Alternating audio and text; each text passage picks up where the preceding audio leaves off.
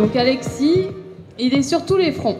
Ce soir, il est au meeting pour partager avec vous. Demain, il sera à l'Assemblée pour défendre bec et ongles les propositions de loi ou bien les voter. Après-demain, il sera dans les rues de Montreuil ou de Bagnolet pour échanger avec les habitants. Le samedi, quand il peut, il manifeste avec les copains Gilets jaunes. Et de plus, je tiens à préciser que tu es un des seuls, des seules personnes politiques à dénoncer l'infâme guerre au Yémen, qui tue des milliers de civils et à laquelle, bien sûr, la France participe. Voilà. Et sinon, il arrête jamais. Il a 3 gamines. Voilà. C'est un passionné. Et il a une femme. Parce qu'il fait pas des gosses tout seul. Ce qui est formidable avec toi, c'est que tu es très facile d'accès. Alors, mesdames et messieurs, ne vous en privez pas. Allez échanger avec Alexis. Vous verrez, il est comme vous et moi. Car chez nous, à la France Insoumise, les gens sont simples et égaux et ne se prennent pas pour autre chose. Mesdames et messieurs, votre député de Montreuil et Bagnolet, monsieur Alexis Corbière. Merci à Sophia. Alors, je sais pas pourquoi elle a dit le nombre de mes enfants, mais c'est parce que, comme on dit, Sophia attend un heureux événement et on va la féliciter doublement. Bon, merci. Vous avez compris que si nous attendons Manon Aubry, c'est que ce soir, elle avait une émission de télé. Elle va sauter sur une moto et, comme dit la chanson, dans la fureur et dans un bruit, j'ai oublié la chanson d'Edith Piaf d'ailleurs, tout en la citant, elle va nous rejoindre. Bon, on espère que tout va bien se passer, qu'elle ne se presse pas. Elle va être là dans une vingtaine de minutes. Bon, vous l'avez compris, l'objet de cette réunion est une réunion qui se veut placée dans cette campagne électorale qui va avoir ce moment fort du 26 mai. Mais je pense important tout de même qu'on ait, à l'occasion de cette réunion publique aussi, que vous ayez le regard que nous portons sur le moment particulier dans lequel nous sommes. C'est un moment, je crois, qu'il faut bien comprendre. Ce sera l'objet un peu de la deuxième partie de mon intervention. Mais avant, Sophia nous l'a dit, je voudrais insister sur le contexte international dans lequel nous nous trouvons. Alors une des difficultés là, de ce que je vais faire, c'est parler. Il y a beaucoup de vent, j'ai quelques papiers qui risquent de s'envoler. C'est pas simple, si vous me voyez par moment bondir sur mes notes, c'est pour éviter qu'elles s'envolent. Mais on va y arriver. Vous le savez, la liste d'Emmanuel Macron porte le nom de Renaissance. On peut s'interroger d'ailleurs pourquoi ce nom. Je vais tenir des propos graves, mais peut-être on peut sourire. Pourquoi Renaissance? Quel type de Renaissance? Pour vous, Renaissance, comme pour moi, c'est sans doute le grand artiste Vinci. Pour eux, Renaissance, c'est peut-être surtout le groupe Vinci, auquel ils ont prévu de vendre l'aéroport de Paris. Si nous arrivons toutefois peut-être à les empêcher, notamment à travers le référendum d'initiative partagée, vous avez suivi cette première victoire face à cette scandaleuse privatisation qu'ils veulent organiser au profit d'un grand groupe, et sans doute, je le répète, Vinci. Et puis, dans le programme que vous recevrez, peut-être dans vos boîtes aux lettres, porté par Madame Loiseau, ils parlent de la paix. Ils disent à cette occasion qu'aujourd'hui, la paix n'est plus une chose certaine. Ils ont raison. Et Madame Loiseau et Monsieur Macron s'étonnent aujourd'hui que les budgets militaires augmentent particulièrement à travers le monde. Et voilà pourquoi, disent-ils, il faut une défense européenne en complément, ce sont les mots, avec l'OTAN. L'OTAN, c'est une alliance militaire sous domination des États-Unis d'Amérique. Et la conclusion de Madame Loiseau, face à ce qu'elle constate comme étant une augmentation des budgets militaires, ce qui est vrai, c'est de dire qu'il faut faire quoi? Augmenter les dépenses militaires. C'est ce qu'elle propose. Si les budgets militaires augmentent à travers le monde, c'est notamment parce que la première puissance militaire du monde, les États-Unis d'Amérique, a prévu, particulièrement sous l'impulsion de Donald Trump, d'augmenter son budget de 7%. Ce qui place le budget militaire des États-Unis aujourd'hui à hauteur de 646 milliards de dollars, ce qui n'a jamais été vu dans l'histoire mondiale. À eux tout seuls, ce pays ont un budget plus important que l'ensemble des pays du monde réunis en matière militaire.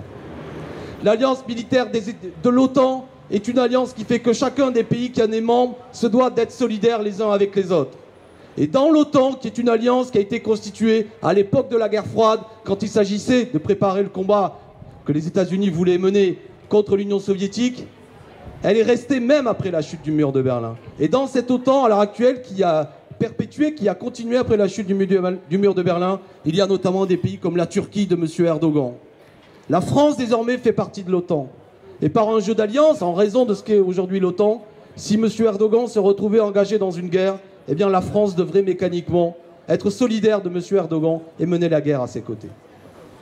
Il faut sortir de l'OTAN. Et les premiers engagements que nous prenons, ce que nous porterons au niveau européen, c'est notamment que nous sortons de cette alliance militaire absurde pour que la France fasse entendre une voix d'indépendance sur des questions stratégiques et que la France soit à tout moment un facteur de paix. Alors pourquoi je vous disais tout ça?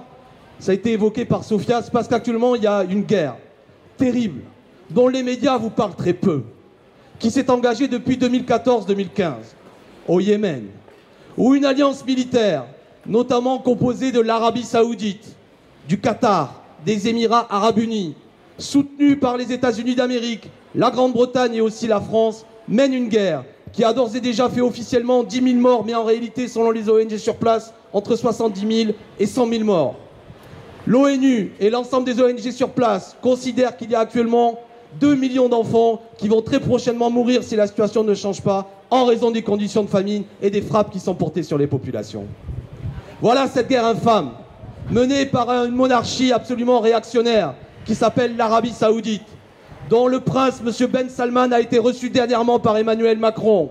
Vous savez, M. Ben Salman, c'est celui qui a fait taire le journaliste Karouchi en le découpant, en le faisant découper dans l'ambassade d'Arabie Saoudite en Turquie. Voilà l'ami d'Emmanuel Macron. Nous vendons des armes à ce pays. Nous avons un contrat militaire avec l'Arabie Saoudite pour mener la guerre au Yémen de 6,6 milliards. Il y a actuellement 44 canons 10 César, fabriqués par l'entreprise française Nexter, qui participe à ces frappes, c'est une évidence. Quand nous avons posé la question à la ministre de la Défense, parce que j'ai cette particularité en raison des différentes commissions que nous sommes répartis dans le groupe France Insoumise, de siéger à la commission Défense et Armée. Nous avons interrogé la ministre sur ce sujet. Depuis le début, elle répondait « Mais nos armes ne participent pas à ces frappes contre les populations civiles. » Sauf que dernièrement, des journalistes, à travers le média qui s'appelle Disclose, ont révélé une note de la direction du renseignement militaire français depuis le mois de septembre, qui prévient clairement la ministre que les armes françaises sont vraisemblablement utilisées pour frapper les populations civiles au Yémen. Si je détaille cela, c'est parce que les traités de vente des armes que la France a signés, notamment leur article 6, alinéa 3, indiquent clairement que si nous vendons des armes à un pays, et que si ces armes pourraient servir, le conditionnel ici a toute son importance, contre des populations civiles, alors nous sommes fondés et nous avons même le devoir d'arrêter de vendre des armes. Et pourtant, Emmanuel Macron continue à vendre des armes à l'Arabie Saoudite. Il y a quelques jours, vous avez suivi cela, un cargo s'est approché du port du Havre et devait embarquer 8 nouveaux canons César pour être livrés à l'Arabie Saoudite et participer à cette guerre. Grâce à la pression que nous avons organisée, et je veux saluer notamment aussi l'intervention de Jean-Paul Lecoq, qui est un député communiste, député du Havre, et tout ce que nous avons demandé plusieurs fois, nous avons réussi à créer sans aucun doute une mobilisation dans le pays, différentes protestations dont vous avez entendu parler. Et aussi, je veux saluer ici les dockers du Havre, qui ont indiqué clairement qu'ils refuseraient d'embarquer ce matériel militaire sur ce cargo. Et cela a permis que ce cargo reparte sans avoir chargé ce matériel militaire. Peut-être nous verrons la suite qu'il ira le charger à Santander, en Espagne. Mais c'est une première victoire. Pourquoi je vous décris cela? C'est que tous ces baratineurs qui vous disent qu'ils veulent une Europe de la paix, c'est Madame Loiseau, c'est Monsieur Macron, Monsieur Canfin qui est sur cette liste, soi-disant pour une Europe de progrès, sont des gens qui vendent des armes à des monarchies réactionnaires, où l'on fouette les opposants, où l'homosexualité est un délit, où dernièrement, le 29 avril dernier, 41 personnes ont été décapitées au sabre sur la place publique et qu'une personne a été crucifiée suite à un procès où tous les observateurs sur place ont considéré que les droits minimums de la défense n'étaient pas respectés. Voilà les amis d'Emmanuel Macron, voilà ceux à qui nous vendons des armes, voilà ce qu'ils sont en train de faire. Il faut refuser cela. La France doit faire entendre une voix de paix. Nous n'avons pas à vendre des armes à des gens qui mènent des guerres contre des populations civiles. Nous ne devons pas être responsables de la mort potentielle demain de 2 millions d'enfants. C'est inacceptable. Voilà les enjeux aussi de cette élection. Leur faire honte et leur dire que nous ne sommes pas dupes de leurs discours hypocrites. L'Europe qu'ils construisent est aussi une Europe de la guerre. Leur alignement stupide sur les États-Unis d'Amérique dans le cadre de l'OTAN. Le baratin qui nous sève sur une soi-disant Europe de la défense en complément de l'OTAN, c'est rester accroché au char militaire des États-Unis sous la folie de Donald Trump. C'est cela que nous allons porter dans cette élection. Pour notre part, ce que nous demanderons si nous étions élus, bien sûr dans les limites de ce Parlement européen, mais c'est que la France sorte de l'OTAN, que nous reconnaissions l'ONU comme la seule instance internationale pour prendre des décisions, que nous nous engagions également dans une dénucléarisation des armes, progressivement, car la course à l'armement devient folle, et c'est la planète elle-même qui est en danger, pas seulement en raison de la crise écologique que vous détaillera tout à l'heure Manon, mais aussi en raison de cette course folle et des intérêts financiers. Voilà les amis, ce que nous le disons inlassablement, et je veux remercier tous ceux qui se sont mobilisés pour permettre qu'au moins, même si c'est une victoire partielle, ce cargo reparte la cargaison vide. L'affaire n'est pas terminée. Intéressez-vous au Yémen, tous ceux qui nous saoulent régulièrement en nous parlant de pays d'Amérique latine où je devrais m'expliquer tous les 4 matins sur ce qui se passe et sans jamais dire un mot sur une guerre qui a lieu depuis 2014. L'enjeu de cette guerre, vous savez, ils sentent toujours le pétrole. C'est qu'il y a le détroit d'Ormuz, le contrôle du passage, la volonté de la part de l'Arabie Saoudite de mettre des pipelines qui traversaient le Yémen pour pouvoir vendre plus facilement leur pétrole. Chaque fois qu'il y a des guerres, suivez le pipeline pour comprendre, y compris au Venezuela, qui est le 2e producteur de pétrole du monde. Si aujourd'hui M. Trump veut mettre la main sur ce pays, c'est aussi pour récupérer les formidables cargaisons de Venezuela. Même si, évidemment, je le dis ici à cette tribune, je suis pour que les conditions de paix soient réunies dans ce pays et qu'il n'y ait pas de violence à ce qui se passe aujourd'hui. Mais je ne suis pas dupe, une fois de plus, sur la tension internationale qui est posée. Alors, avec gravité, d'abord, je tenais à le dire. Comprenez bien les enjeux internationaux. La paix est chose fragile, mais la France reste la France quand elle porte une voix de diplomatie, de paix, et qu'elle utilise son indépendance, notamment son indépendance militaire, pour faire entendre une voix qui n'est pas alignée sur d'autres puissances belliqueuses. J'ai indiqué tout à l'heure que cette réunion, bien sûr, a pour ambition de souligner l'importance du 26 mai. Mais je souhaite la recontextualiser. Le moment politique dans lequel nous sommes n'est pas un moment électoral. Le moment politique dans lequel nous sommes ne se résume pas au résultat de l'élection qui aura lieu le 26 mai. Nous sommes entrés depuis au moins 2-3 années dans un grand moment de turbulence politique, dont l'expression la plus incroyable et la plus significative était précisément le résultat de l'élection présidentielle de 2017. Comprenez bien ce qui est en train d'avoir lieu. Nous avons appelé ça le dégagisme, la volonté pour des millions de femmes et d'hommes de bouleverser la scène politique, de la modifier, de chasser tous ceux qui considèrent comme étant responsables de leur malheur. Des forces politiques qui ont organisé la vie depuis la Seconde Guerre mondiale ont été détruites. Pour la première fois dans l'histoire de notre pays, ni le parti traditionnel de la droite, ni le parti majoritaire jusque-là à gauche qui était le Parti socialiste n'ont été au second tour.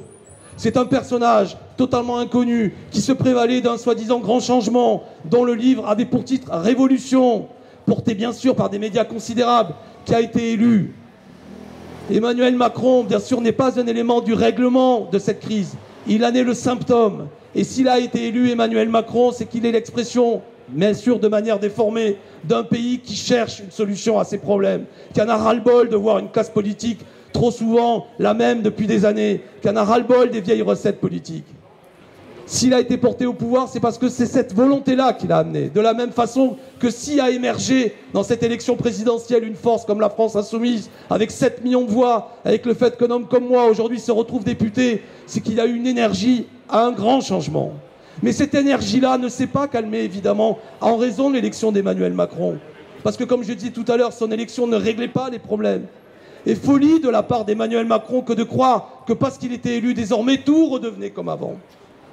Qui peut croire, quand on est élu dans une telle élection, que lui-même a qualifié comme étant le casse du siècle? Je relisais ça. Emmanuel Macron, au soir de son élection, il paraît qu'il a dit à un de ses amis « C'est encore mieux qu'Ocean's Eleven. On a réussi le casse du siècle. » À la différence que nous, on connaissait le propriétaire et les plans du lieu.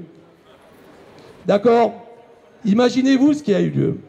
Je voudrais détailler pour qu'on comprenne bien, parce que c'est une des difficultés que nous avons à l'heure actuelle.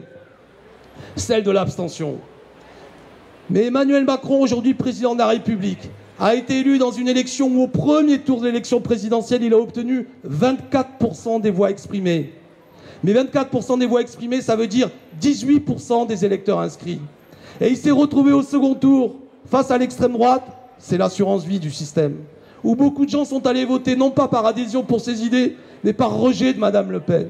Et au second tour, il a obtenu 60% des voix exprimées, mais seulement 43% des électeurs inscrits. N'importe qui de sensé aurait dû comprendre qu'il n'avait pas vraiment de majorité et qu'il fallait, comme conclusion des conditions incroyables de son élection, recréer des conditions d'un système plus démocratique et de nouvelles institutions qui renouvelaient et qui nouaient une réelle confiance entre les électeurs et leurs représentants. Cela s'est confirmé à l'occasion des élections législatives. Vous savez, aux élections législatives, le parti d'Emmanuel Macron, il a obtenu seulement 29% des voix exprimées, mais 29% des voix exprimées en 5e République, ça permet d'obtenir 60% des députés. Nous, la France Insoumise, aux dernières élections législatives, on a eu 11% et on n'a que 4% des députés. Donc on a des institutions qui déforment ce qu'expriment les urnes. C'est tout le problème. Donc pourquoi je vous parle de tout ça? Parce que le mouvement des Gilets jaunes, à sa manière, il exprime ça. Bien sûr, il part d'une question, le problème des taxes, l'augmentation injuste du prix du diesel, ce sentiment qu'on culpabilise les gens qui sont obligés de prendre leur voiture pour aller travailler comme étant responsables de la crise écologique, alors qu'on taxe même pas le kérosène des grandes compagnies aériennes, ou qu'un seul tanker qui amène des marchandises en raison des traités de libre-échange consomme autant qu'1 million de voitures en termes de kérosène et qu'on ne le taxe pas de la même façon. Mais au-delà de cette question du refus d'une taxe injuste, progressivement, le mouvement des Gilets jaunes a posé la question sociale. Et puis progressivement aussi, il a posé la question démocratique. Parce que beaucoup de gens en sont venus à l'idée que pour régler la question sociale, pour régler la question écologique, il fallait régler la question démocratique. Et c'est pourquoi j'ai trouvé formidable que la revendication d'un référendum d'initiative citoyenne, vous savez, ce RIC, émerge durant ce mouvement. Nous l'avons porté à l'Assemblée nationale. Ça a été rejeté, bien sûr, par la majorité. Quelle est la force et quelle est l'idée maîtresse de ce RIC, référendum d'initiative citoyenne? C'est un outil qui permet que le citoyen reste un acteur civique, même entre deux élections. Actuellement, le système, c'est vous votez, rendez-vous la prochaine fois. Entre deux rendez-vous électoraux, vous n'avez aucun droit, si ce n'est éventuellement des contre-pouvoirs, manifester. Mais vous n'avez pas de droit comme citoyen. Le RIC permettrait de dire, si un certain nombre d'électeurs le demandent, alors même entre deux élections, je peux éventuellement intervenir. Je peux abroger une loi, je peux faire obtenir une loi, je peux révoquer un élu. Je reste un acteur civique et dynamique avec des pouvoirs et des droits citoyens, même entre deux rendez-vous électoraux. C'est une grande idée qui bouleverse complètement le caractère de monarchie présidentielle de la Ve République. Fondamentalement, en lui-même, le RIC est lourd de nouvelles institutions. Ce qu'annonce l'aspiration au RIC majoritaire dans le pays, c'est qu'il faut passer à une 6e République. Il faut en finir avec cette monarchie présidentielle absurde qui fait que, je répète, qu'un homme totalement minoritaire lors des élections se retrouve aujourd'hui à concentrer énormément de pouvoirs tels que les donnent tous les pouvoirs présidentiels de la 5e. Cette idée progresse dans le pays et c'est une bonne chose. Merci les Gilets jaunes de l'avoir généralisé. Merci d'avoir manifesté les samedis. On a compris la stratégie du gouvernement de salir le mouvement, de le caricaturer, de le bestialiser. Mais précisément, ce sentiment que nos institutions ne sont plus légitimes, que le citoyen est méprisé et est porteur de violence, amène à ce que des gens ne croient plus à la démocratie, à ce que des gens comprennent bien qu'il y a un tel pourrissement de la situation, que progressivement ça produit des effets pourris. Mais ça, c'est la ruse aussi qu'a compris le gouvernement, profitant de quelques violences dont je ne suis pas favorable à l'occasion de manifestations. Il a projeté les forces de l'ordre contre les manifestants, arrivant à une situation jamais vue dans l'histoire du pays. Jamais vue. Même les plus anciens que je vois, il y a des têtes blanches dans la salle, mais on n'a jamais vu ça, même en 68, même en novembre-décembre 95. Le nombre de blessés durant les manifestations. Aujourd'hui, on est dans une situation où il y a eu, après 26 semaines, 5 mains arrachées, 22 personnes éborgnées, 628, 600, plus de 600 même personnes blessées à la tête, 79 journalistes ont été blessés. C'est du jamais vu. Pourquoi cela? Parce que précisément le gouvernement a voulu brutaliser ce mouvement, a fait porter aux forces de l'ordre un matériel qui n'est pas adapté à cela. Je pense notamment à ces LBD modèle 40, où le modèle, la gomme qui est utilisée dans ces LBD, parce qu'il y a différentes gammes de dureté de la gomme, est le modèle le plus dur. Les grenades dites GLI F4, des grenades de désencerclement, qui portent normalement une charge de TNT qui les rend dangereuses sitôt qu'elles sont utilisées entre les jambes de manifestants. Un homme qui s'appelle Jacques Toubon, qui n'est vraiment pas un insoumis, qui est défenseur des droits, a demandé à ce que ce matériel ne soit plus utilisé par les forces de l'ordre. Le gouvernement s'est assis dessus. Avec mes amis à l'Assemblée nationale, nous avons déposé aussi un projet de loi qui demandait à ce que ce matériel ne soit plus utilisé par les forces de l'ordre. Ils se sont assis dessus. Et voilà le terrible bilan dans lequel nous sommes. Ils veulent frapper le mouvement, le caricaturer. Castaner qui ose profiter du fait que des gens vont se protéger dans une enceinte d'un hôpital parce qu'ils ne peuvent plus respirer et qui ose, il sitôt dire que l'hôpital aurait été attaqué, que des gens seraient rentrés pour détruire du matériel. Vous vous souvenez de la thèse que même les gens seraient rentrés dans l'hôpital afin de continuer à frapper un policier qui était venu là suite à ses blessures, comme si des gens, un peu pour finir le type à la fourchette sur son lit d'hôpital, étaient rentrés. Mensonge que tout cela. Et quand vous avez un ministre d'État qui ment, c'est un mensonge d'État. Et honte aussi aux médias qui, pendant presque 24 heures, sans vérifier, ont répété cette thèse. Quand je dis honte aux médias, je dis merci à ceux qui, le lendemain, quand même, ont fait un travail sur le terrain et ont pu redonner la parole aux soi-disant personnels hospitaliers très choqués, qui ont dit « mais nous, on n'est pas choqués, on est même choqués du fait qu'il y a des gens qui ont été brutalisés sous nos yeux dans l'enceinte de l'hôpital ». Alors pourquoi je dis tout ça, les amis? Parce que je vais faire monter sur scène deux amis. C'est Isabelle et Christophe.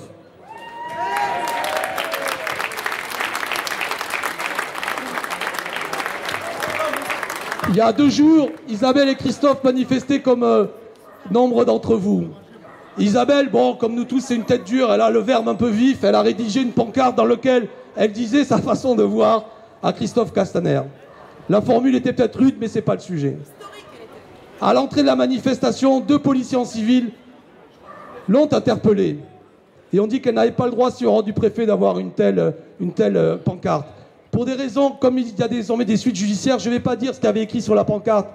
Mais de mon point de vue, c'était des mots qui n'étaient pas ni un appel au meurtre du président de la République, ni quelque chose qui était, comment dirais-je, une remise en cause de l'intégrité physique du président de la République. C'était des mots un peu vifs, mais qui se situent quand même dans le domaine de la controverse politique de mon point de vue.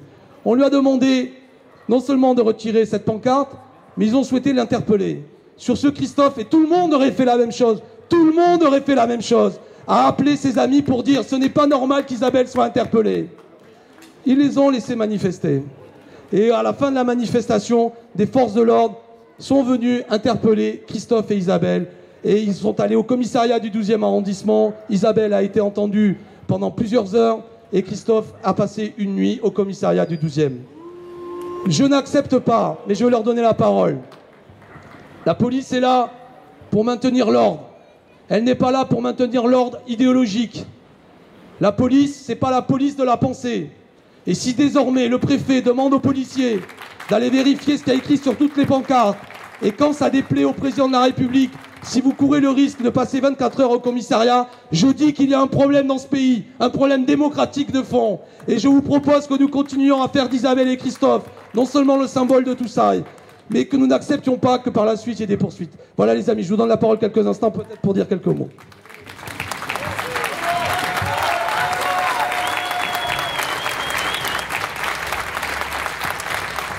Merci, bonsoir à tous. Voilà, je me présente, je suis Isabelle, je suis professeure en lycée-collège, je suis militante, syndiquée et effectivement je m'inscris dans la lutte sociale, je m'inscris aussi dans la lutte contre les réformes de M. Blanquer au niveau du lycée et contre la loi Blanquer.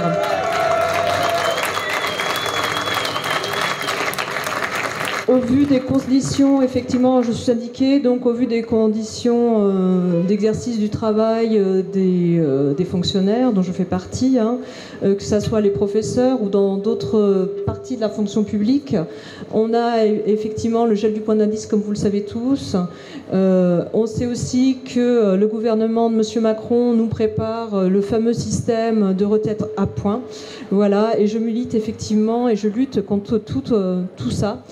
Et j'ai été effectivement assez choquée d'être interpellée ce samedi suite à la manifestation. Je ne pensais pas que ça pouvait arriver, voilà, et je ne pensais pas que ça m'arriverait.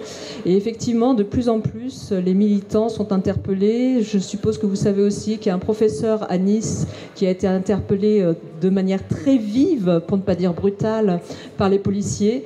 Et il semble qu'effectivement, de plus en plus, les militants sont visés dans les manifestations ou ailleurs et subissent effectivement des actes policiers en vue de les intimider. Voilà, je signale que je continue mon activité militante, que samedi, bien sûr, je reviens en manifestation. Voilà. Je serai là, effectivement. J'aurai encore à nouveau une pancarte. Voilà. En revanche, voilà, je ne sais pas encore. Voilà, je lance aussi un appel. Ouais. Moi aussi, même si Macron ne veut pas, je serai là. Et je lance un appel à mes collègues enseignants. Je crois qu'il faut qu'on aille tous dans la même manifestation. Parce qu'effectivement, notre point d'indice n'augmente pas. Nos salaires sont gelés. Et le coût de la vie, lui, il augmente tous les jours. Alors peut-être qu'aujourd'hui, des collègues ne se sentent pas encore gilets jaunes. Mais comme nos loyers augmentent, l'électricité augmente, le carburant augmente, tout augmente. Aujourd'hui, vous n'êtes pas peut-être gilet jaune, mais demain, vous allez le devenir parce que tout augmente autour de vous. Donc soyons unis tous dans la lutte et manifestons tous ensemble dans le même cortège à Paris. Ça a été fait ce samedi, ça s'est très bien passé. Moi, je n'ai assisté à aucune dégradation ni aucune violence tout au long de la manifestation, je tiens à le dire. Voilà, il faut que ça continue comme ça, qu'on soit tous unis ensemble dans la lutte les samedis avec les Gilets jaunes. Je vous remercie et je remercie tous ceux qui m'ont apporté leur soutien, leur témoignage et qui ont été devant le commissariat où je suis passée en audition, moi ainsi que mon compagnon. Merci à tous d'avoir manifesté votre soutien. Ça nous a été droit au cœur et je vous remercie. Et comme je l'ai dit tout à l'heure, oui, liberté, égalité et merci pour votre fraternité.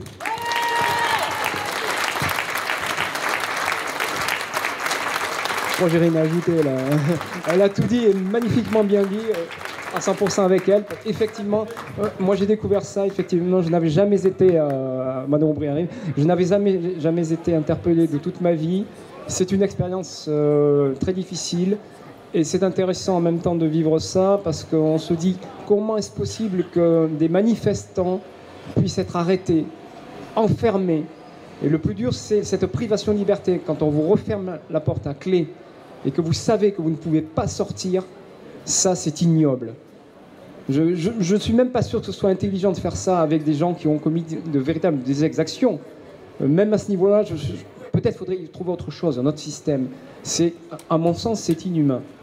Enfermer un être humain de manière à ce qu'il ne puisse pas sortir, je pense que toutes les personnes qui envoient des personnes en prison comme ça devraient passer 24 heures dans une cellule fermée sans pouvoir sortir. Et il me semble qu'à partir de là, on s'arrangerait pour que les prisons soient plus humaines. Ça a été une expérience extrêmement difficile, je n'avais pas conscience de ça avant d'y aller. Et bien, ça m'a permis de découvrir ça et je pense que c'est extrêmement important.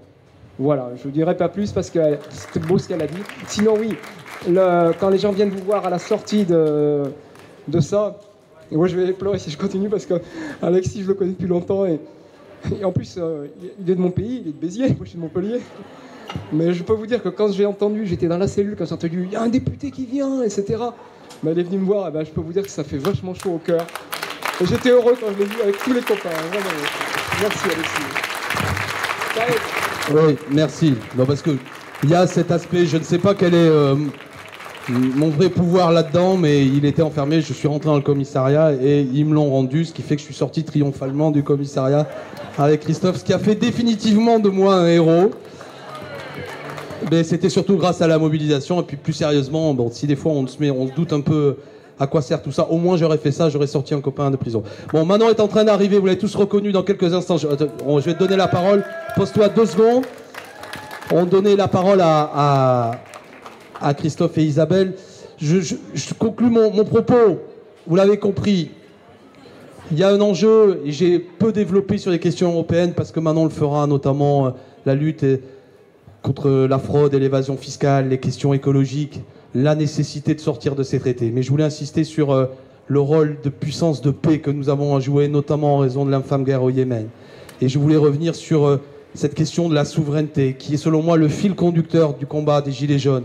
Celui d'un peuple qui veut sa dignité, le respect de sa volonté majoritaire, et qui comprend de plus en plus que nous vivons dans des institutions qui non seulement permettent de gouverner sans le peuple, mais qui permettent surtout de gouverner contre le peuple. Et la violence policière n'est qu'un des éléments de tout cela. Ne la prenez pas sous une forme autonome. C'est une stratégie politique de la part du gouvernement qui ne veut pas répondre politiquement à ce mouvement, si ce n'est dans un amusement stupide. Le grand débat national qui vous a coûté 15 millions d'euros. 15 millions d'euros ont été dépensés dans ce grand débat, dont la conclusion que le président de la République nous a donnée est de dire qu'il faut continuer la même politique. Et même il a une chose à vous dire, c'est qu'il va falloir travailler plus longtemps afin de pouvoir disposer d'une retraite complète. En gros, totalement, me semble-t-il, à l'opposé de ce qui monte dans le pays où il y a une volonté de justice sociale, de justice fiscale. Les amis, pourquoi voter dans ces conditions? Un doute démocratique s'est installé dans le pays, que ce soit sur le plan national, dans le cadre de ces institutions, que ce soit au niveau du débat européen, où plusieurs fois l'aspiration majoritaire a été brutalisée. Et je pense notamment au 29 mai 2005 où il y avait eu un grand débat dans le pays et où un vote non, qui était un vote clair, un vote non pour un non de justice, l'avait emporté et qui par la suite a été piétiné. C'est avec ce doute que nous devons agir. Si aujourd'hui beaucoup de gens vous disent qu'ils ne sont pas sûrs d'aller voter, ça n'est pas selon moi parce qu'ils ne comprennent pas les enjeux. Ça n'est pas selon moi parce qu'ils ne s'intéressent pas à la politique. Mais c'est parce que bien souvent c'est pour eux au contraire très politique. C'est une manière pour eux de garder une forme de dignité civique. Et dire mon bulletin, il n'ira pas pour se faire flouer, j'ai été trahi trop de fois. Donc il faut recréer cette confiance. Il faut aller discuter avec tous ces gens qui s'abstiennent. Notamment ceux qui étaient venus dans l'élection présidentielle parce qu'ils avaient bien compris qu'en 5e République, c'est là qu'est concentré le pouvoir, notamment dans l'élection présidentielle. Mais ils considèrent que les échéances qui viennent sont de faible importance. Alors je vais être honnête, ici il n'y a pas de gens électoralistes. Il est vrai que le 26 mai, nous ne pourrons pas dénouer l'ensemble des problèmes en raison de ce scrutin. Ce n'est pas vrai. Quel que soit le résultat, il n'est pas vrai que la crise démocratique, la crise écologique, la crise sociale sera dénouée en fonction du résultat du 26 mai. Ça, ce serait mentir que de vous faire croire ça. Méfiez-vous de ceux qui viennent avec la liste au Père Noël et qui vous font croire d'un seul coup que dans le cadre de ces traités européens, tout va être réglé. Ce sont des baratineurs. Mais il serait terrible aussi que dans ce mouvement de mobilisation, dont toutes les manifestations étaient le résultat de l'élection présidentielle, dont une autre manifestation est ce formidable mouvement à la longueur inédite que sont les Gilets jaunes, les mobilisations dans les hôpitaux, les mobilisations des enseignants. Et je veux saluer particulièrement à Montreuil et Bagnolet la mobilisation dans les écoles, qui se mobilisent très fort contre la loi Blanquer. Saluer notamment les gens du collège Le Nain de Tillemont, très mobilisés. Parce qu'à l'heure où Blanquer fait du baratin, on supprime 12 heures à la DAG du collège Le Nain de Tillemont. Et je peux vous faire la liste de toutes les écoles où, soi-disant, les mesures positives se traduisent concrètement par des moyens en moins de remplacement. Tout ça, vous le savez. Mais le 26 mai, il serait terrible qu'il y ait une espèce d'illusion d'optique électorale. Et qu'en raison du fait que bien souvent les nôtres, dégoûtés par ce système électoral injuste, ne viennent pas voter. Et Emmanuel Macron, lui, il a un électorat qui est beaucoup plus mobilisé. Il a un électorat plus favorisé, qui sait qu'il faut aller voter pour ses intérêts, qui a compris qu'Emmanuel Macron représente ses intérêts. Vous savez, dans le pays, il y a 9% de cadres et professions libérales. Sur la liste d'Emmanuel Macron, il y en a 39%. Sociologiquement, c'est très clair qui est avec qui.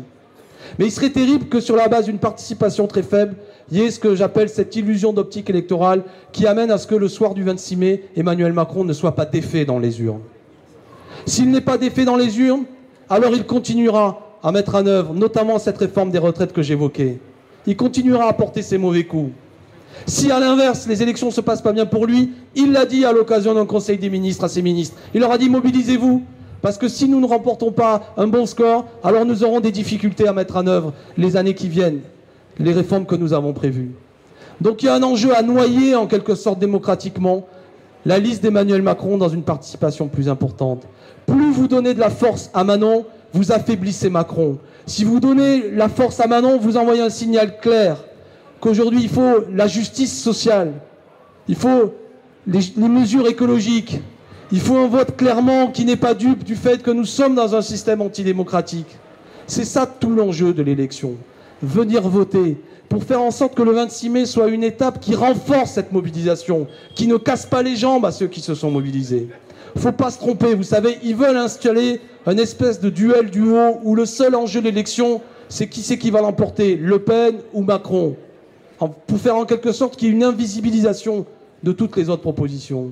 Déjà, j'imagine qu'ici à Montreuil, ça concerne pas grand monde, mais évidemment que le vote Le Pen n'est pas le vote qui correspond à la situation. Le Pen, elle est contre l'augmentation du SMIC. Le Pen, elle est pour maintenir la Ve République. Le Pen, elle l'a dit pendant la campagne présidentielle qu'elle n'était pas fermée à l'idée qu'il faudrait travailler plus longtemps pour bénéficier d'une retraite. Le Pen, sur sa liste, le numéro 3, c'est M. Mariani. Il a dit qu'il était favorable à la suppression de l'ISF. Le Pen, c'est l'assurance vie du système Macron. Donc il faut évidemment que personne ne mette un bulletin Le Pen dans l'urne. Personne. Et il faut convaincre les copains qui pourraient être un peu floués par la situation pour dire qu'il ne faut pas se laisser berner. Il n'y a pas deux votes, il n'y a pas deux tours à cette élection. Il n'y en a qu'un seul. Et il faut que ce soit le tour du peuple. C'est la raison pour laquelle aujourd'hui nous nous réunissons. Je vais donner la parole à quelques instants à Manon Ombry qui est notre tête de liste. Manon, vous l'avez compris, elle a une énergie incroyable. Il y a quelques instants encore, elle était sur un plateau télé. Et j'imagine que c'est pas simple de sauter sur une moto, venir nous rejoindre et puis après rentrer à la maison pour préparer, je crois, demain matin une prochaine matinale et puis partir après-demain à Besançon où d'ailleurs on se retrouvera avec Jean-Luc Mélenchon et puis les meetings. C'est une épreuve physique et le moins qu'on puisse dire c'est que malgré le fait que ce soit un petit bout de femme, elle a une énergie indiscutablement qui en fait 10 ou 12 et elle a l'énergie d'une vingtaine. Oh, il n'y a pas de connotation dépréciative de ma part, c'est tout l'inverse. C'est une grande admiration qui fait qu'elle a une énergie tout à fait positive. Bon, les amis, je vais donner la parole à Manon. J'espère que quand vous serez convaincus par nos propositions, par la volonté de faire de cette élection une étape de cette mobilisation, par l'idée qu'il faut envoyer un commando de combat au Parlement européen, avec des députés qui, évidemment, seront dans un cadre extrêmement contraint, mais par leur propre présence, pourront permettre qu'il y ait des points d'appui pour mener des luttes contre telles mesures inacceptables, des potentialités parfois de remporter des petites victoires. Je veux avoir en tête notamment la victoire qu'a remportée notre ami député européen Younous Omarjee contre la pêche électrique qui produisait un drame et la destruction d'espèces animales. Il y a parfois comme ça des petites victoires, des possibilités d'avoir des points d'appui, des possibilités de révéler certains scandales. C'est tout ça l'enjeu. Envoyer un groupe de choc au Parlement européen. Avec Farida, avec Manon, c'est possible. Je vous remercie et je donne la parole à Manon Ombry.